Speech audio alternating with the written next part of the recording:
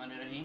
अज़ीज़ तलबा, आज के दौर में हैंड राइटिंग एक बहुत बड़ा मसला है और अच्छा हैंड राइटिंग ना होने की वजह से बहुत सारे तलबा अच्छे नंबर नहीं ले पाते। और मैं आपको बताता हूँ कि मुख्तसर से टाइम में आप अपना सिर्फ एक हर्फ ठीक करके अपना जो है हैंड राइटिंग किस तरीके से मुख्तसर से टाइम में इम्प्रूव कर लेंगे। इसके लिए आपको कोई कलम, दवात और तख्ती की ज़रूरत भी नहीं है।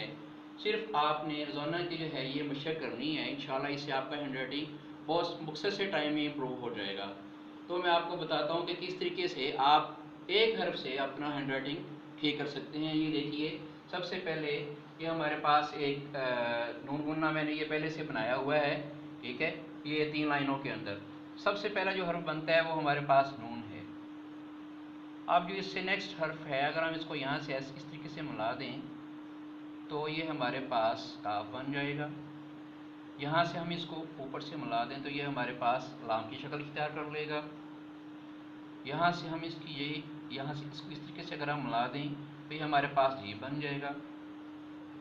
इस तरीके से अगर हम इसको यहाँ से ये मिला देते हैं और 3 नुक्ते डाल देते हैं तो ये हमारे पास जे की शक्ल इख्तियार कर जाएगा। और ये नेक्स्ट वर्ड जो है ये हमारे पास हे की शक्ल इख्तियार कर जाएगा।